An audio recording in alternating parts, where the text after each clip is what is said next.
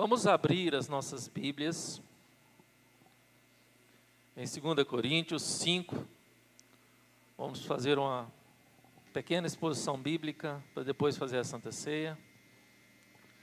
Depois do sermão, nós vamos ouvir. É trio. É trio que fala? É um trio. 2 Coríntios, segunda carta de Paulo aos Coríntios, capítulo 5, dos versos 11 a 17.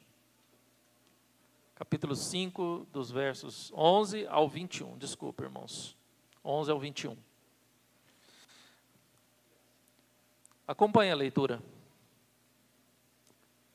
E assim, conhecendo o temor do Senhor, persuadimos os homens e somos cabalmente conhecidos por Deus, e espero que também a vossa consciência nos conheça.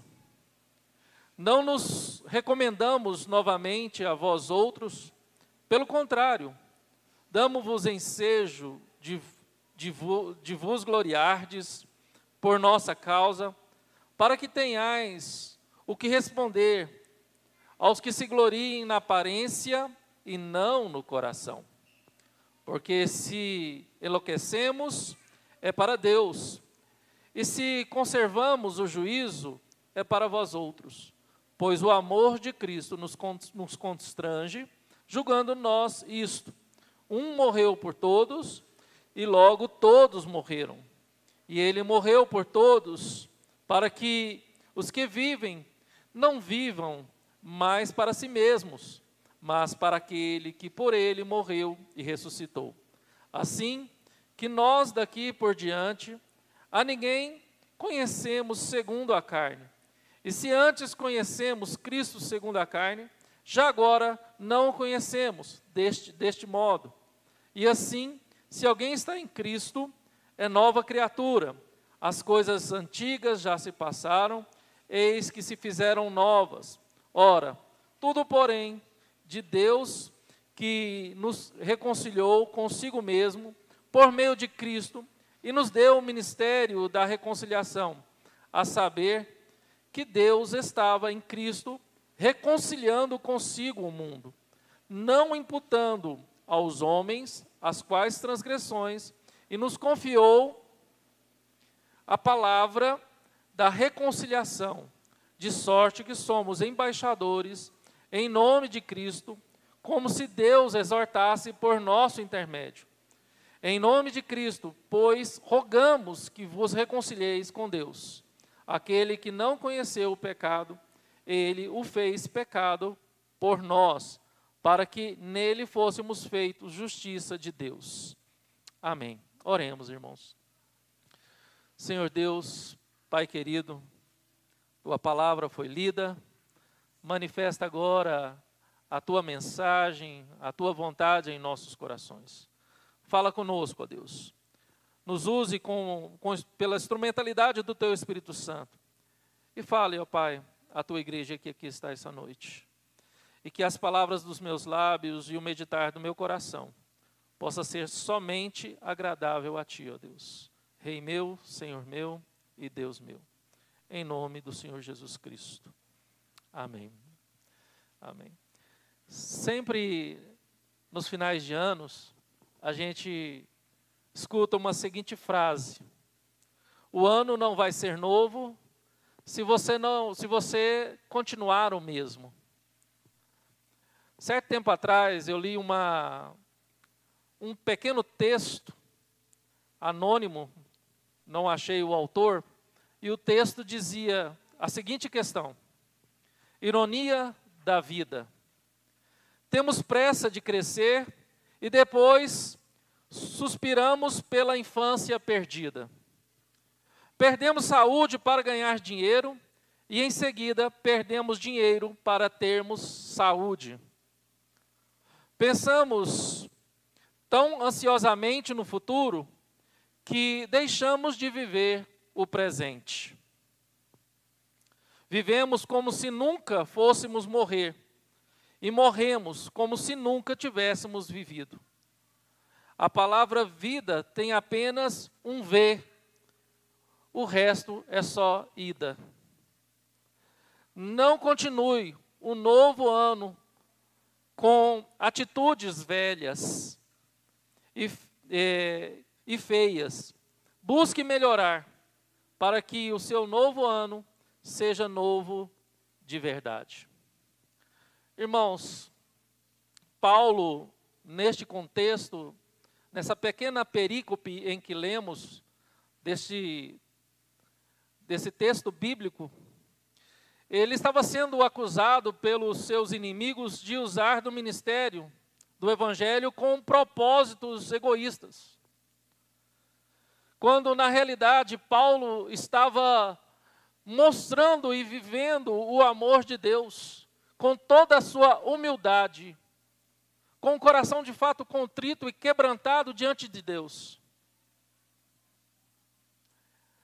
E pelo contrário do que estavam acusando, os seus acusadores, de fato, é que estavam usando de toda arrogância e de toda a vaidade para perseguir e acusar os cristãos. A luta de Paulo, irmãos, aqui nessa carta aos Colossenses é bem evidente. A luta de Paulo em preparar a igreja diante de tudo aquilo que a igreja estava vivendo, de toda a perseguição, de toda a fúria do Império Romano, de toda a mentira, de toda a enganação dos falsos mestres, de tudo aquilo que eles estavam levantando para derrubar a igreja de Cristo. Paulo agora, aos Colossenses, ele está, de fato, trabalhando para que aquilo que era importante passa a ser secundário. Que tudo aquilo que era antes ou outrora de muito valor, agora, em novidade de vida, em uma nova vida, aquilo já não tem mais importância. Tudo aquilo que os faziam sofrer, chorar, se debruçar sobre os joelhos diante de dor, ou todo medo, agora não causa mais medo, porque aquilo que eles valorizavam, até mesmo a própria vida, não tinha tão importância em relação àquilo que Paulo estava oferecendo, através do Evangelho, a verdadeira vida. Todos nós, irmãos, todos nós, queremos uma vida nova, queremos uma vida plena, queremos uma vida cheia da graça de Deus, queremos uma vida cheia de realizações de sonhos, realizações de projetos, de planos. Queremos de fato que a nossa vida seja uma vida apenas de colheitas boas e agradáveis, que o nosso coração se alegre constantemente e que todas as necessidades não batam na nossa porta. E Paulo, diante da expectativa dos seus algozes, diante da expectativa da igreja de Colossenses, ele evidencia para a igreja de Colossenses e evidencia para nós essa noite, irmãos, a verdadeira necessidade que nós precisamos correr atrás, a nossa verdadeira necessidade, a verdadeira necessidade da igreja, a sua verdadeira necessidade. Porque, irmãos, nós podemos ter tudo nessa vida. Nós podemos ter o melhor carro, a melhor casa, nós podemos ter os melhores filhos obedientes, tementes a Deus. Nós podemos ter tudo, irmãos. Mas o que importa de fato é aquilo que o Evangelho vai fazer em nosso coração. É aquilo que a verdadeira vida em Cristo Jesus transforma dentro de nós e muda completamente os nossos valores, o nosso senso de juízo da realidade. Porque, irmãos, o que a gente mais ouviu, e histórias de pessoas ricas, famosas, que viviam em depressão e tiraram a própria vida. Tinham tudo. Tinham dinheiro, tinham fama, tinham uma vida boa, mas não tinha o que era essencial, aquilo que completava. Então, irmãos, Paulo evidencia para nós, diante do Evangelho, a nossa verdadeira realidade, a nossa verdadeira necessidade. E a primeira realidade que precisamos entender quando olhamos para esse texto, quando olhamos para essa perícope lida, é a realidade do temor do Senhor. Precisamos temer a Deus. Precisamos entender que esse Deus soberano, esse Deus que nos chamou, esse Deus que nos escolheu desde a eternidade, antes da fundação do mundo, é um Deus que nos chamou para ser amado e nos tornou alvo do seu amor. E como nós temos correspondido ao amor de Deus? Sei, irmãos, que todo pai amado é um pai temido. Não no sentido de ter medo, mas todo pai amado é um pai respeitado. Quantos aniversários, né? Quantas bodas de prata, de ouro, né, de diamante, nós participamos, onde se ouve discursos, até mesmo em velório, irmãos. Este homem foi um homem íntegro, esse homem foi um homem que fez a diferença no mundo, esse homem foi um homem que deixou um legado. E é perceptível por todos aqueles que são convidados, por todos que estão fazendo parte daquela cerimônia, o respeito por aquela pessoa. Ao lermos dos versos 9 a 13, te convido a olhar para a sua Bíblia. Dos versos 9 a 13, você volta um pouquinho aí, assim está escrito. É por isso que também que também nos esforçamos, quer presentes, quer ausentes, para lhes sermos agradáveis. Porque importa que todos nós compareçamos perante o tribunal de Cristo, para que cada um receba segundo o bem ou mal que tiver feito por meio do corpo. E assim, conhecendo o temor do Senhor, persuadimos os homens e somos cabalmente conhecidos por Deus. E espero que também por vossa consciência nos conheça. Não nos recomendamos novamente a vós outros, pelo contrário, damos-vos ensejo de vos gloriardes por nossa causa, para que tenhais o que responder aos que se gloriam na aparência e não no coração. Porque se enlouquecemos, é para Deus, e se conservamos o juízo, é para vós outros. Irmãos,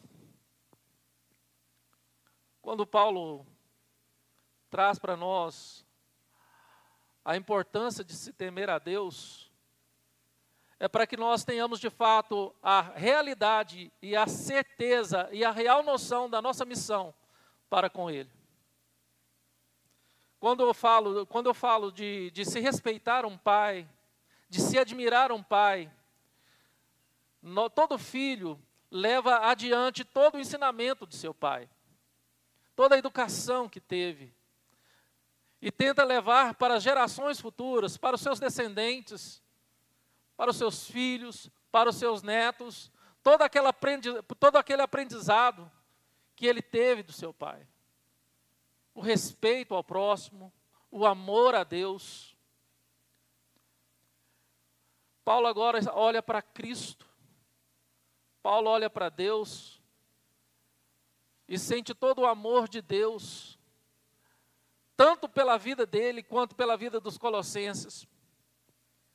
E ele deixa bem claro o seu temor a Deus, o conduzindo a pastorear, o conduzindo a falar desse amor de Deus, o conduzindo a levar esse amor de Deus, esse evangelho da salvação, esse grande amor de Deus, para que outros também possam receber de Deus o Espírito Santo, para que possam viver a verdadeira vida, a vida nova que Paulo estava vivendo, que a igreja de Colossenses estava vivendo, e que esse evangelho estava sendo pregado. Irmãos, a realidade do temor de Deus é a realidade de uma nova vida. Quem nasceu de novo, teme a Deus. Quem de fato deixou o seu velho homem morrer e vive para Deus, tem uma vida de temor a Deus. Passamos por um ano tão difícil, período tão difícil, de pandemia, de coronavírus, estamos passando, hoje já se teve o primeiro caso da variante Ômicron, em Anápolis. Muitos estão com medo, muitos tiveram medo. São vários os temores que nós temos no coração. Quantos temores temos? E muitas vezes tememos o futuro, tememos o futuro de nossos filhos, aonde eles vão, que mundo eles irão viver, que mundo os nossos filhos irão viver.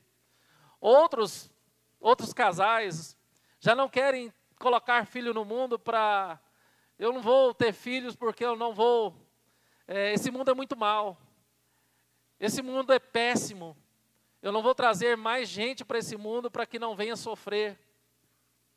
E ao olhar a realidade de Paulo, do temor de Deus, percebemos claramente que Paulo estava fazendo novos filhos para Deus, para mudar uma realidade que era má, para mudar uma realidade que era perversa, para mudar um mundo que era contaminado pelo pecado, como é hoje, trazendo filhos bons, filhos tementes a Deus. Então eu creio, irmãos, e a palavra nos traz essa realidade.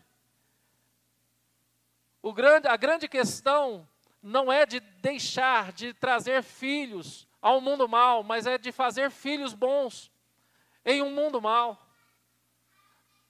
De evangelizarmos, termos filhos espirituais, que os nossos filhos sanguíneos, genéticos, possam ser pessoas, cristãos verdadeiros, em um mundo que está apodrecido, em um mundo que está em trevas, para que de fato nós venhamos ser sal e luz deste mundo.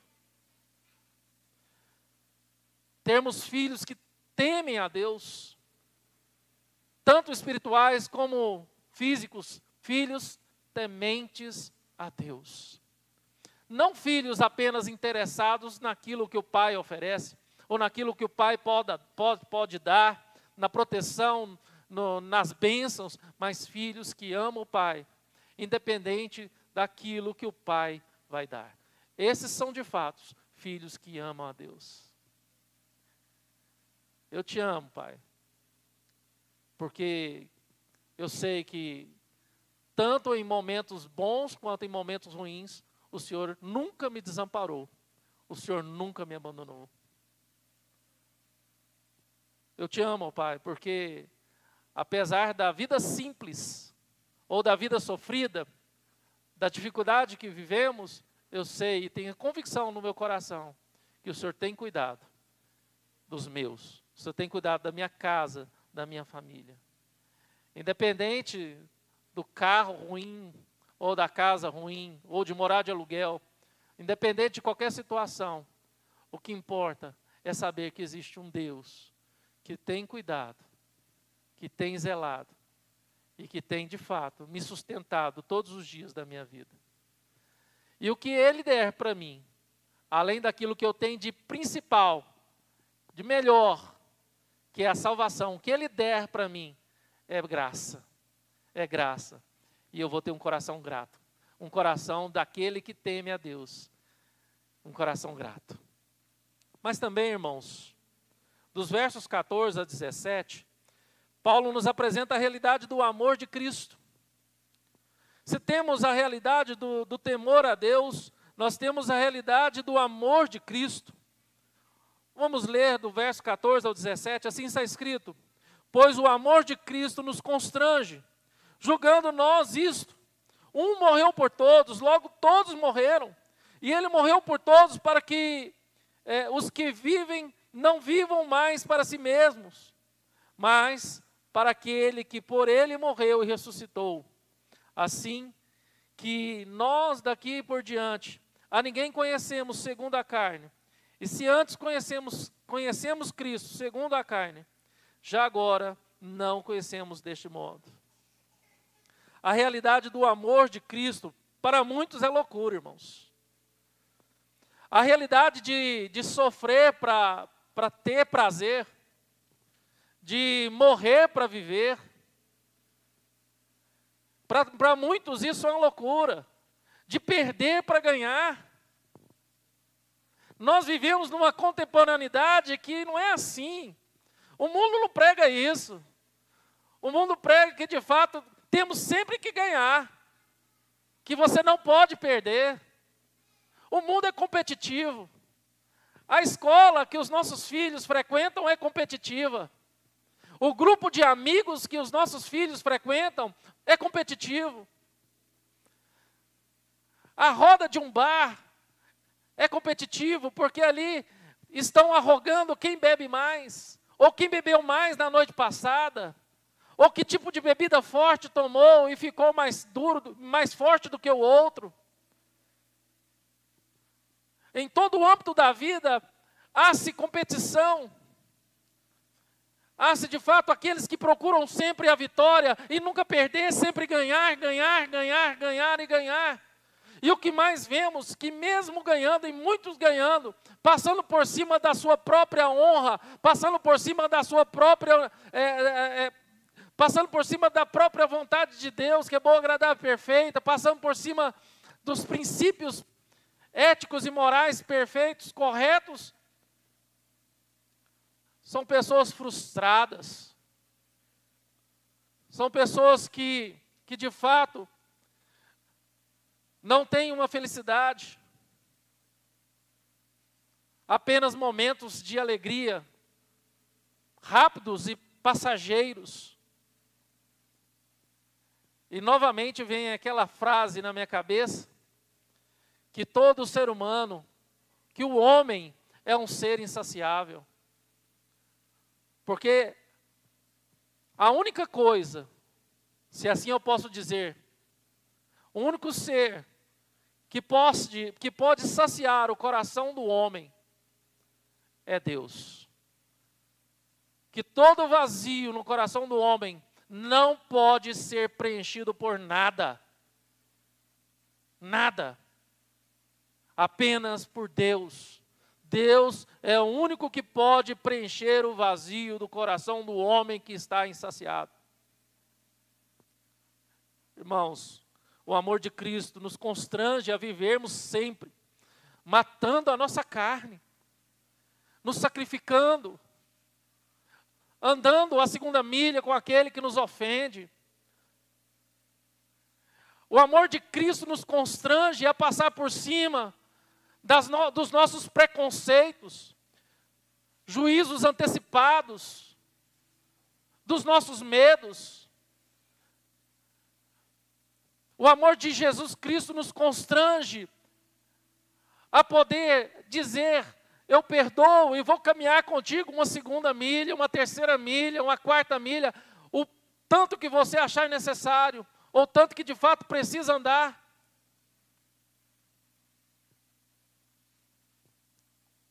O amor de Jesus nos constrange, irmãos, a amar como Ele amou. Nós não temos outra opção. Nós não temos outra opção nessa vida se nós não amarmos como Jesus amou. Morrendo para nós mesmos, morrendo para a nossa vaidade, para o nosso egoísmo, saindo do centro dos nossos corações, para deixar que Cristo reine.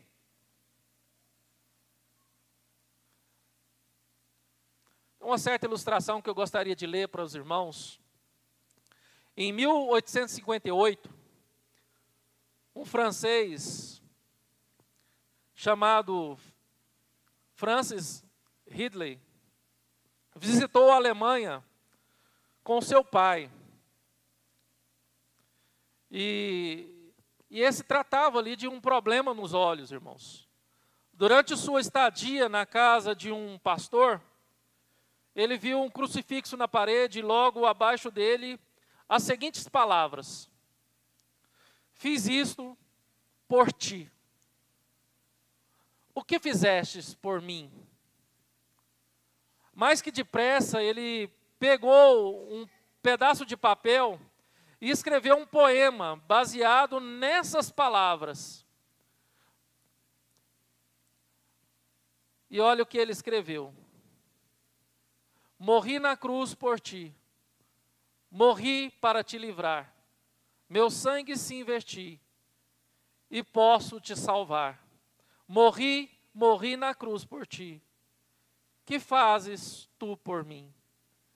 Isso foi inspiração para um cântico, para um hino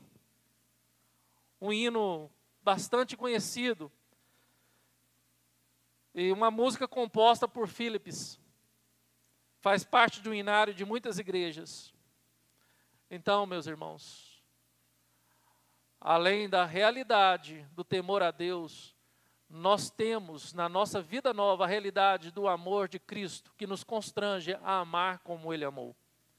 E por último, irmãos, dos versos 18 a 21, vemos a realidade da reconciliação. Não podemos virar o ano com inimizades. Não podemos virar um ano com ódio no coração. Não podemos virar um ano, levar para o ano novo questões antigas.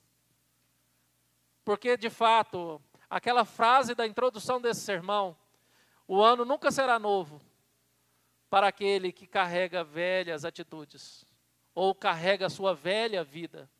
E se de fato você espera um ano novo, não é por meio de crendices, não é por meio de superstição, não é por meio de roupa branca, não é por meio de pular ondas, não é por meio de chupar uva ou de guardar semente de romã na carteira, não é por meio de nada dessas questões que você vai ter um ano bom, um ano de sucesso, um ano de provisão, um ano de bênção de Deus, de forma alguma. Primeiro, é por meio do temor a Deus. Tema a Deus. Tema a Deus. Depois, ame como Cristo amou. E por último, reconcilie-se com Deus.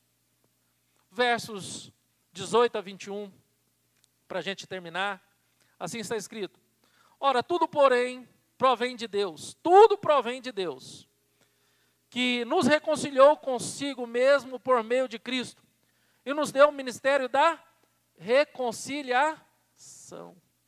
A saber que Deus estava em Cristo, reconciliando consigo o mundo, não imputando aos homens as suas transgressões, e nos confiou a palavra da reconciliação. De sorte que somos embaixadores, em nome de Cristo, como se Deus exortasse por nosso intermédio. Em nome de Cristo, pois rogamos que vos reconcilieis com Deus. Aquele que não conheceu o pecado, Ele o fez pecado por nós, para que nele fôssemos feitos justiça de Deus. Irmãos, Jesus morreu na cruz para nos reconciliar com Deus. A palavra de Deus diz que nós éramos outrora inimigos de Deus. A partir do momento que Adão e Eva escolheu o fruto proibido, a árvore do conhecimento do bem e do mal, a partir do momento que o pecado os corrompeu, eles se tornaram inimigos de Deus. E através do amor de Deus em Cristo Jesus, toda a humanidade que se dobre, todo aquele que se dobre diante de Cristo Jesus, que se rende diante de Cristo, foi reconciliado com Deus. Porque a própria palavra diz que se por um homem entrou o pecado no mundo, por outro entrou o quê? A salvação. Por outro entrou a salvação. Primeiro Adão, segundo Adão. Primeiro Adão, o pecado e a morte, a condenação e a inimizade para com Deus. Segundo Adão, Cristo Jesus. E Yeshua, o Salvador. Hoje eu estava vendo as derivações da palavra Jesus no hebraico. Todas as derivações da palavra do nome de Jesus no hebraico significa salvação. Salvação, irmãos. Tanto Josué, Oséias, Jesus, José, todas as derivações significa salvação. E a grande realidade para nós, irmãos, que Paulo apresenta para os colossenses, quanto para mim, quanto para você aqui, que nós precisamos nos reconciliar com Deus. E se nós nos reconciliarmos com Deus por meio de Cristo Jesus, temeremos a Deus e amaremos como Cristo nos amou. Mas se você não reconciliar com Deus, você não temerá a Deus e você não amará o próximo. Você não será capaz de perdoar. Você vai carregar ano após ano todo esse ressentimento, toda essa dor que você tem carregado por todos os anos que você tem vivido, ou por esses poucos anos. Eu não sei o que aconteceu na sua vida, que tipo de acontecimento em longo prazo ou curto prazo, mas eu sei que o ano só vai se tornar novo, de fato, se você deixar as coisas velhas para trás. E o desafio deste momento que nós estamos aqui, neste culto, é que você se reconcilie com Deus, que você possa olhar para Deus e falar: Deus, eu quero te abraçar, eu quero ser seu filho, eu quero te amar, e quero ser alvo do teu amor. Com certeza, irmãos, o Espírito Santo virá sobre o teu coração, e você temerá a Deus, não por medo de um Deus que vai te castigar, mas temerá a Deus com alegria e satisfação no coração, por um Pai que te fez alvo e merecedor do amor dele. Merecedor entre aspas, irmãos. E aí, irmãos, não nos resta outra opção, não nos resta outra opção do que perdoar aquele que nos fez mal. Ou perdoar aquele que a gente acha que fez mal para a gente. Ou que fez mal para alguém que a gente tomou a dor do outro. Não nos resta outra opção, porque eu era inimigo de Deus. Eu odiava a Deus. Eu agredia a Deus. E agora, Deus me amou e Deus me salvou, através do Salvador Jesus Cristo. E por meio de Cristo Jesus, por meio desse amor encarnado, esse amor de Deus encarnado em mim, eu agora estendo essa graça a você. Eu estendo essa graça àquele que me ofendeu. Eu estendo essa graça àquele que eu carregava mágoa, ressentimento, dor no coração. Eu estendo essa graça. E me liberto. Porque essa é a graça que liberta. Que vem do verdadeiro perdão de Deus, que nos faz temer e amar como Cristo, porque fomos reconciliados com Deus. Então, para que esse ano de fato, ano de 2022, se torne um ano novo, você terá a oportunidade de dizer: eu quero reconciliar com Deus. Eu quero me reconciliar. Eu quero me reconciliar com Deus. E as coisas vão acontecer. E todo esse fardo pesado, todo esse jugo doloroso, toda essa dor que você tem carregado, vai ficar em 2021, vai ficar para trás. Aí, de fato, as coisas velhas vão se passar. E eis que tudo vai se fazer novo. Não somente em 2021, mas por toda a sua existência. Enquanto Deus te conservar em vida, você vai viver em novidade de vida. E as coisas velhas se passaram. Então, não permita que o ano de 2022, 2023, 2024, 2025 e assim por diante, seja a mesma coisa dos outros anos da sua vida. Quero convidar...